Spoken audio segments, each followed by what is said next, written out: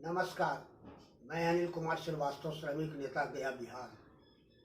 इस वीडियो के माध्यम से मैं पुनः आपके पास फिर एक बार आया हूँ यह कहने के लिए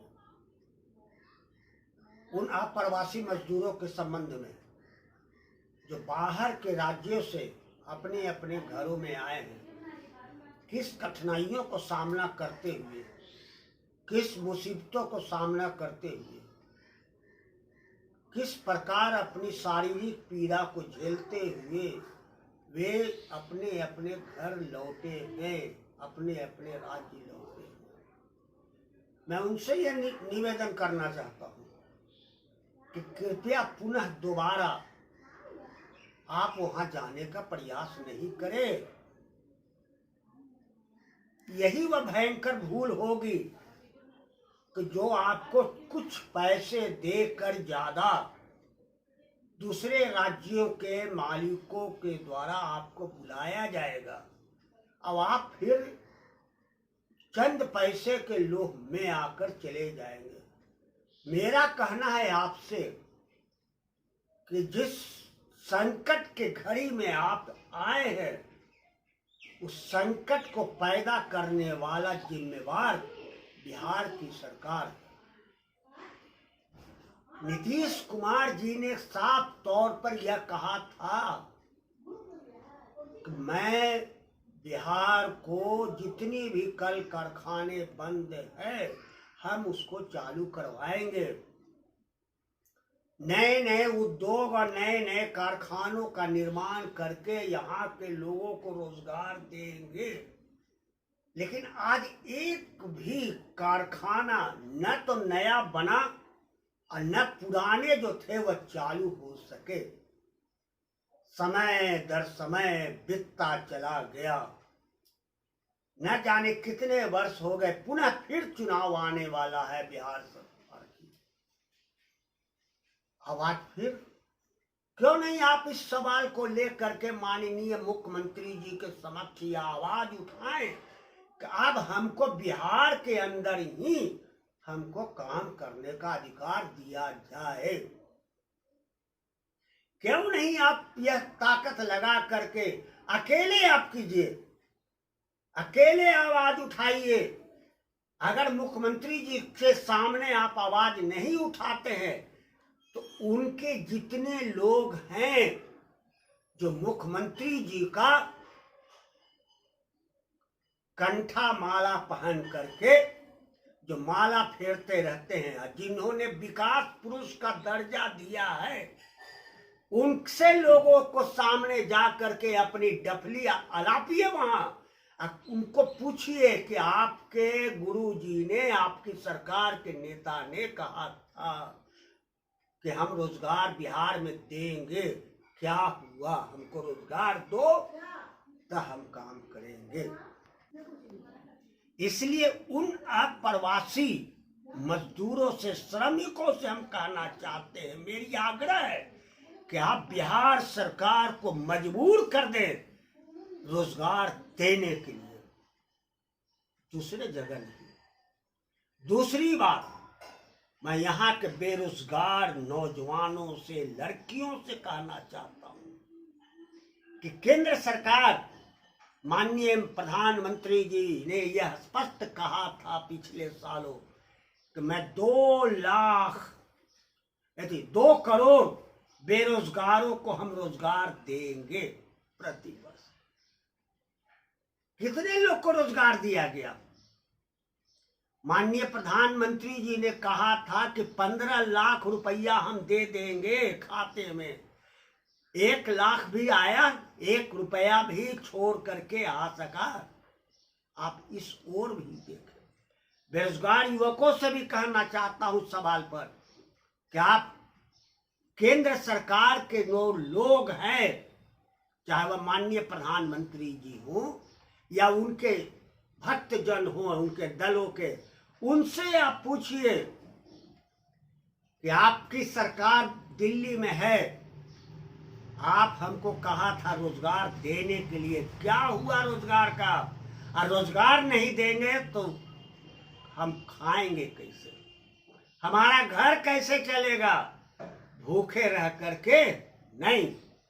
इसलिए मैं उनसे भी कहना चाहता हूँ, आज आप वर्चुअल रैली निकाल रहे हैं, क्या भाई वर्चुअल रैली निकालेंगे? क्या संबोधित आप करना चाहते हैं वर्चुअल रैली के माध्यम से? क्या कहना चाहते हैं? अरे आप इतने तो कहो कि मैं जो वादा किया था आपकी सरकार ने 2 करोड़ बेरोजगारों को रोजगार देने का, उसमें कितने करोड़ रोजगार दिए आपने, ये तो बोलो। आपने कहा था कि हमने 15 लाख रुपया हम देंगे, कितने को 15 लाख रुपया मिला, ये तो आप बोलो कम से कम। मेरा यह काम नहीं। आप उदाहरण देते हो कि पिछली सरकार ने क्या। रे पिछली सरकार को छोड़ो, आज वर्तमान की देखो, चूंकि वर्तमान भविष्य के गर्भ में निर्भर करता है, वर्तमान भविष्य के बुनियाद को मजबूत करता है। इसलिए वर्तमान की बात करो, वर्तमान में आपकी सरकार है। अगर आप नहीं दोगे तो हम जबरदस्ती छीनने का प्रयास करेंगे। ये हम कहना चाहते हैं उन बेरोजगारों नौजवानों से। जहां भी आप देखो, ये हर को लगा करके जो घूम रहे हैं, चंदन टीका पट्टा बांध करके, उनसे कहो कि भैया मेरे, आपके आला कमान ने कहा था कि रोजगार हम देंगे, ठेला वाले चलाने वाले लोगों को हम रोजगार देंगे, फुलौरी या पकौड़ी बनाने वाले को रोजगार देंगे, फुटपाथ पर काम करने वाले लोगों को रोजगार देंगे, महिलाओं को रोजगार हम देंगे। क्या हुआ वैसे चीजों का? क्या हुआ उनके वादों का? क्या हुआ उनके घोषणाओं का? ऐसा ही खाली कथा बांचिए, महात्मा जी का तोता के तरह कहिए मत। इतना ही मेरा कहना है साथियों। अब अगर इस बार आप भूल करेंगे तो ये बहुत बड़ा आने वाला भविष्य के लिए खतरा होगा। हम ही नहीं कहते हैं कि आप उस सरकार में विरोध में आप बोल रहे हैं, नहीं। हम ये चाहते हैं कि आपने चूंकि कहा था, अपने जुबान से आपने घोषणा पत्र पर कहा, लिखा था, अनाउंस किया था, आप उसके कथन को पूरा करें। आप पूरा दुनिया घूम गए, चारों तरफ घूम करके आ करके कह बैठे हुए हैं। आप कहिए कि हमारा देश में रोजगार कैसे होगा, यह देश आत्मनिर्भर कैसे बनेगा, आप इस ओर कहिए। और मेरा आपसे आग्रह है, नौजवानों से, बेरोजगारों से, लड़कियों से, महिलाओं से, कि अगर आपके अंदर में कष्ट है, आप पीड़ित हैं समस्याओं से, तो आप अकेले उठिए, अकेले बढ़िए। यह मत देखिए कि कौन हमारा साथ दे रहा है, कौन नहीं दे रहा है। आप अकेले बढ़िए। और वैसे लोगों को जो उनके भक्त लोग घूम रहे हैं सड़कों पर, उनसे पूछिए कि हमारा रोजगार का, हमारी समस्याओं का निदान कब आप करेंगे। उनसे लिखित लिखवाइए। अब अगर वह लिखित लिखने के बाद अगर समय पर नहीं हो तो उनके साथ आप शांतिपूर्वक तरीके से जो आंदोलन करने का तरीका होता है वह अपनाने का प्रयास कीजिए। यही मेरा आपसे निवेदन है। मैं अनिल श्रीवास्तव, श्रमिक नेता, मैं निवेदन करता हूं आप बेरोजगार नौजवान लड़कियों से, सारे लोगों से, जो अगर आपके समस्या है, आप ग्रसित हैं, तो उन समस्याओं को हल कराने के लिए यथासंभव प्रयास करवाएं। अब अगर नहीं करें तो रास्ते में उनको कम से कम घेर करके उनसे पूछिए कि क्या हुआ हमारी समस्याओं का, क्या आपने हल कराया।